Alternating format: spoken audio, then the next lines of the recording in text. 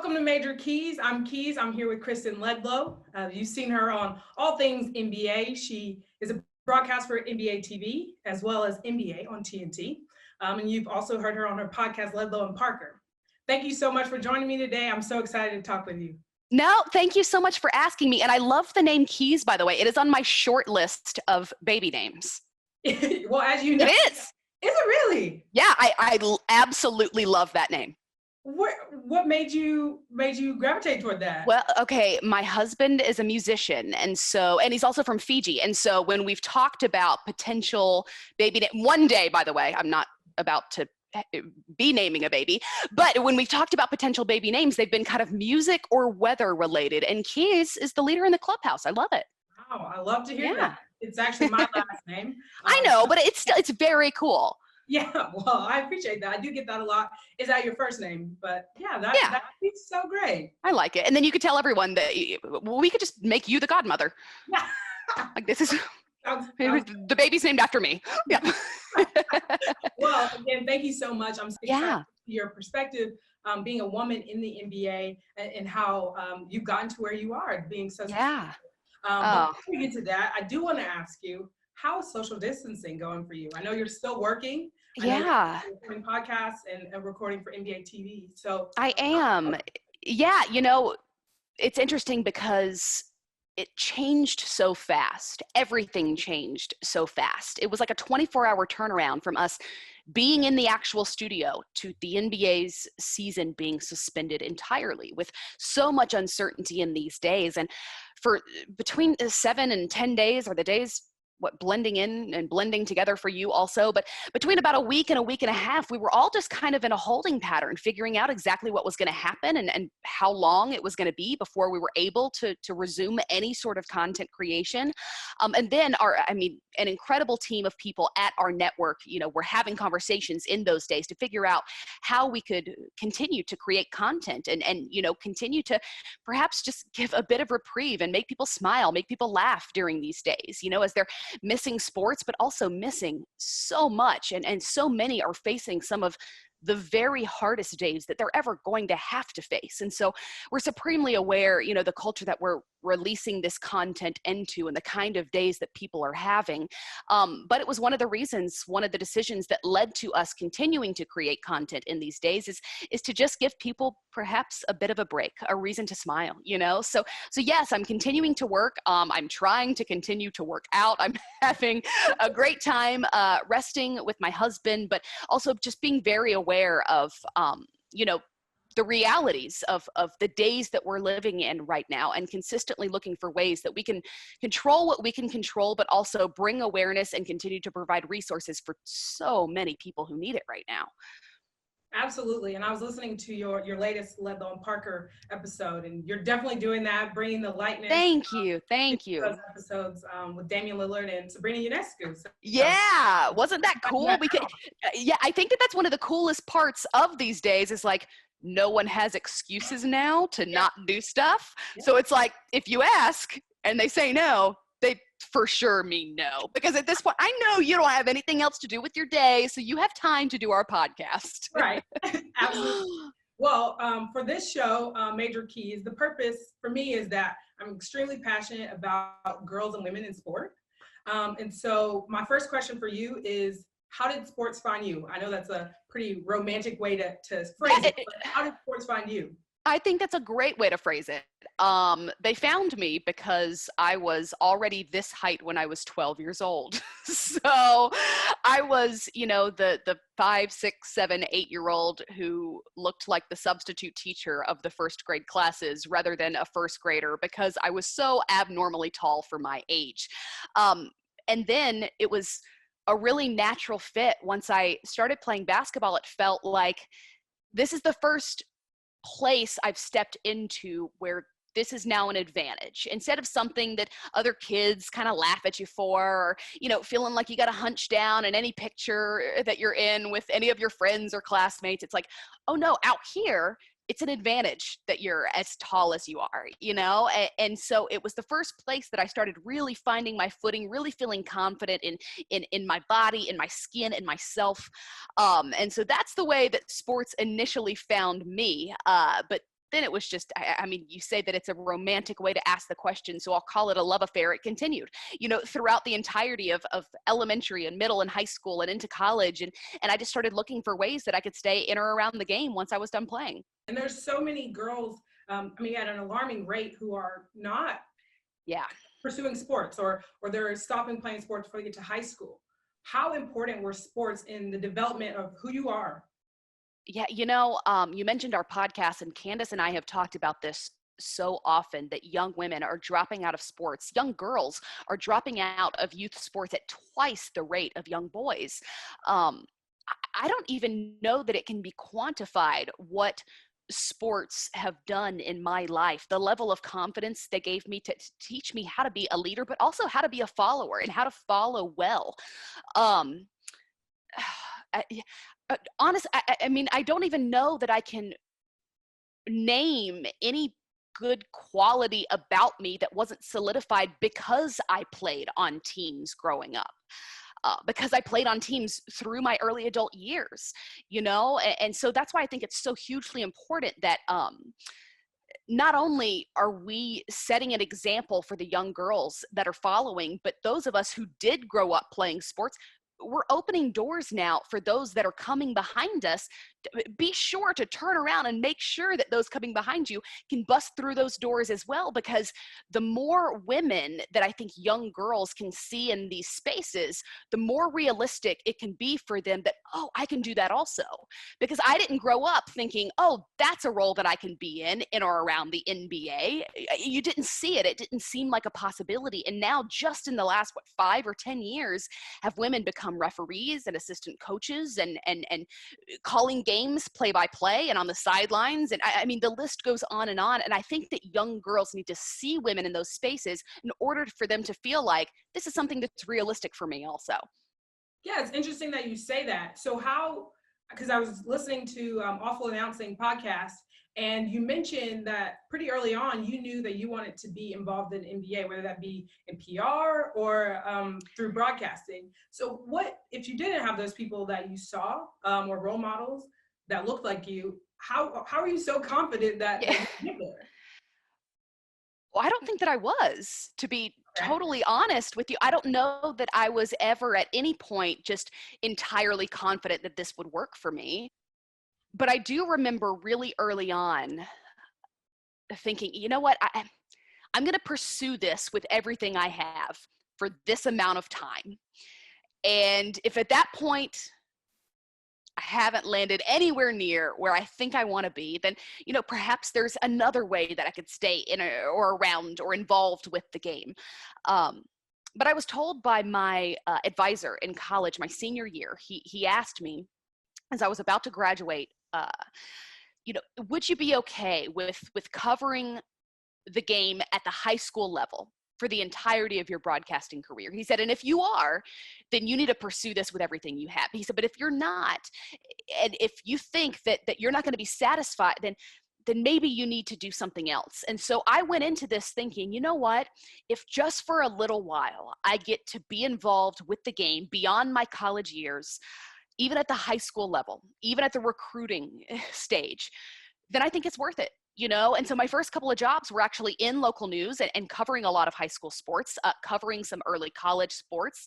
My second job was covering recruiting across the Southeast. So I didn't go into it like entirely confident that, you know what, one day I'm going to be covering the NBA or working in a front office I don't think that at any point I thought that was realistic until I saw some other women start to do it. And then I realized, you know what, if I just continue stepping just right now, just right here, exactly where I am, perhaps those steps will continue to forge a path to where I ultimately want to land. But at no point early on did I think that's the final destination and I'm going to be there any day now. I don't know that anybody ever feels that confident. So who were those women that you saw eventually that were those role models for you? Yeah, it's funny because my younger sister lives in Washington, D.C., and I was visiting her one weekend during the summer, 5 or 6 years ago, and she doesn't follow the NBA closely, and my phone went off. There was an alert, and then like several alerts that followed it, and I looked down, and I was like, whoa, the NBA just hired its first female assistant coach. And she goes, they didn't already have that? Like she was surprised that it hadn't already happened, you know? Of course, it was Becky Hammon at the time. And now we're looking at what 10, 11, I believe 13 women are now in these assistant coaching positions. And I would be shocked if this time 3 or 5 years from now, we're having a conversation and there's not a head coach, you know, leading the way in the NBA.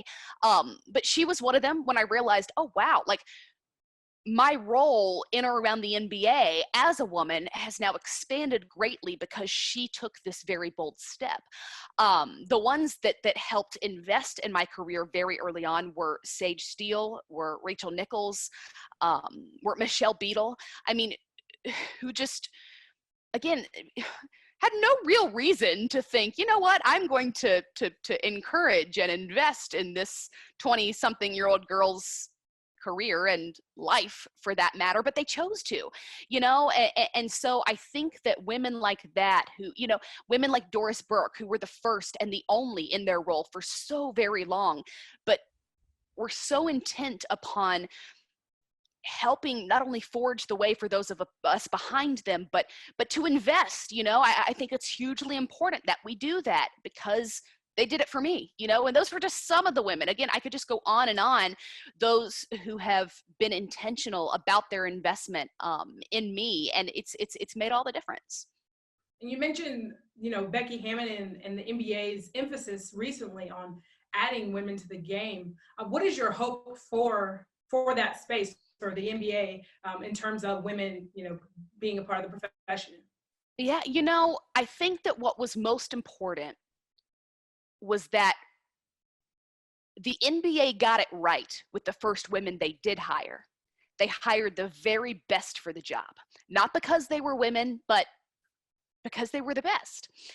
And so my hope for women continuing to step into these spaces they haven't stepped into before is that as we're able and as they're able to gain experience in these roles that before now were entirely closed off to women, you know, that they become the best candidate for these positions. I don't want Becky Hammon to be a head coach because she's a woman. I want Becky Hammon to be a head coach because she is the best candidate for a head coaching position in the NBA.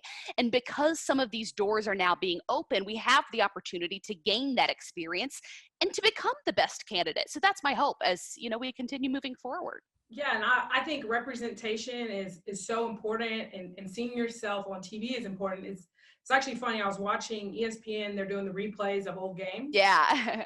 And it got me thinking. I was watching the UConn versus Stanford game from, you know, like 2010. Yeah.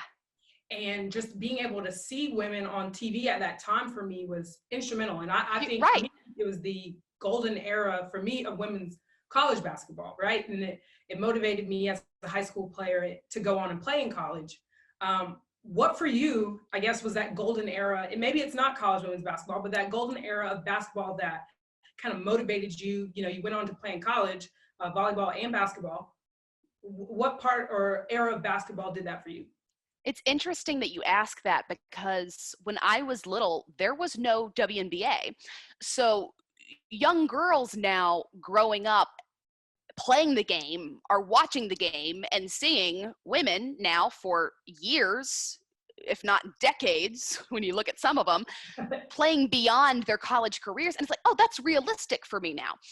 That was not, there was no way to dream of playing basketball beyond college when I was little because there was no league that existed for women. So I didn't grow up thinking, you know what, I want to play in the WNBA one day because that wasn't there.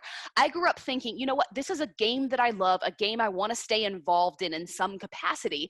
And so it was around high school, which, you know, the WNBA then it had existed at that point for several years by the time I was in high school, that I started looking at the women who were not only thriving as basketball players, but they were starting to become coaches for the first time, starting to become referees for the first time, starting to become broadcasters for the first time as well.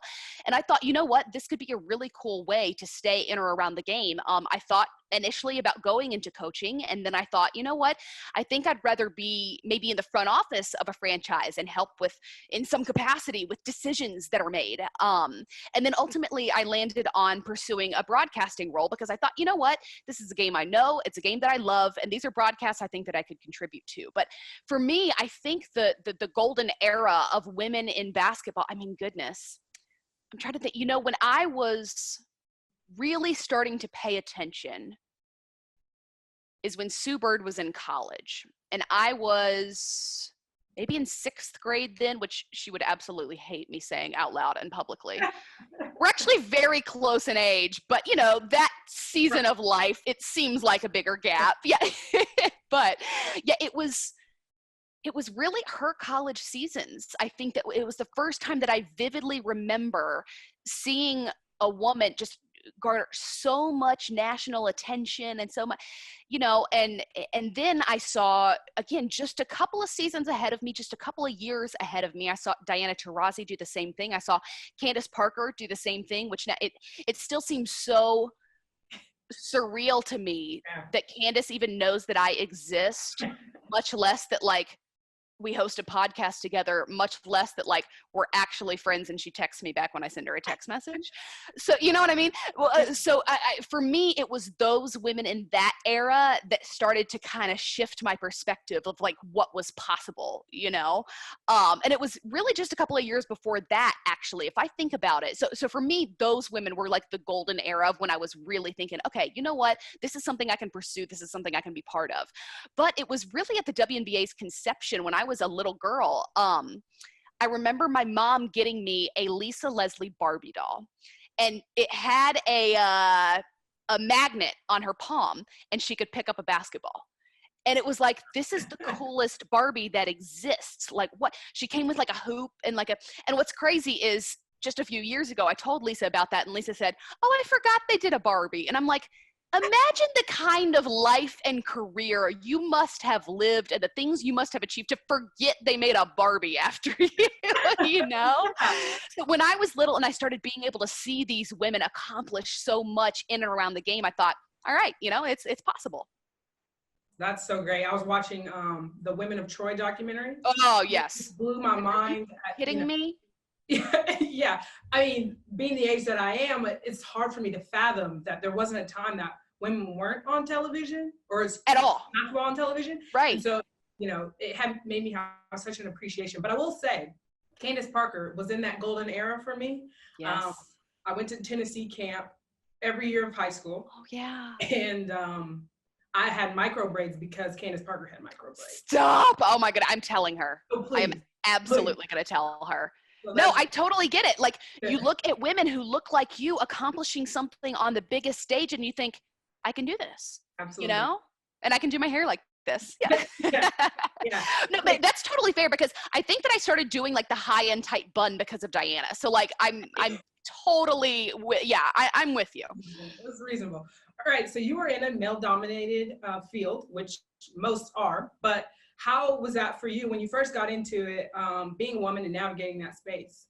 Yeah, you know, that's a great question because I think a question that's asked often is, you know, what are some of the obstacles you face as a woman in this position? I mean, a lot of them, you know, like there's not really time to break that down.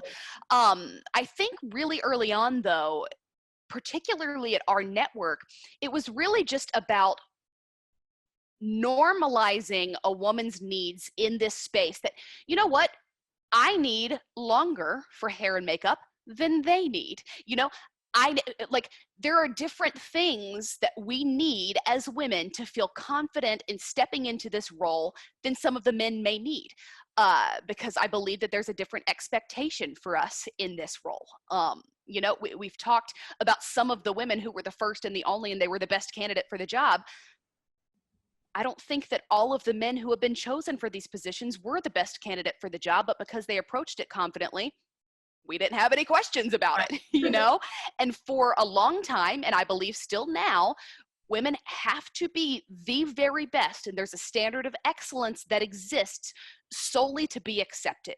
And so I think really early on, it was about helping to just shift the perception of what it would look like to have a woman, in this role, and to help normalize some of the things that would make us feel confident, stepping into it. And I've seen just so much change, not only at my own network, because this is now my 7th season with NBA TV and TNT, but across the board in the sports industry. The expectation of what a woman brings to the table in sports broadcasting has shifted in the last decade, without a doubt. The roles that we were relegated to previously are no longer the roles that we're relegated to now. So I don't think it's as much about stepping into these spaces and saying, I am woman, hear me roar, and these are my demands, and I expect to see them met. It's more so that this is something very normal. These are the things that I need to be great at this job, and these are the things that I'm not concerned with asking for. And if we step into these spaces confidently and we ask for what we need confidently, we're able to do the job confidently. And I think that in and of itself has been a game changer in these last several years, watching enough women do that, hopefully, including myself in some way, that it can become part of the expectation instead of, us in these spaces being the exception. That's awesome. Well, my last question for you, the show is called Major Keys. So what is one major key that you would give to those who are trying to pursue a career like you, or just girls in general? Wow. Oh, that's a great question. I'm going to give you one from Ernie Johnson, who invested in my life and career very early on and has continued to now, years later. He said to me, and he says often, to be a fountain and not a drain. That, by the way, is not just career advice, that is life advice. When you step into one of these spaces, contribute far more than you take. Continue to pour in to not only the environment, but those in it, more than you take out. And I think that by approaching some of these spaces in that way, again, our contribution is going to start to be seen as the expectation instead of the exception. But that to me has altered the way that I view not only this job, but my very life, which just be a fountain, not a drain. That's perfect. Thank you so much for joining me. You're welcome so much. Yeah, in this virtual and fast-moving world we're in right now, and I know that you are very busy. Just stay on top of that, so I appreciate your time. I am not going to lie to you. I'm actually not that busy right now, and I appreciate you filling up some of my time. Thank you for having me. Keys, I got the keys.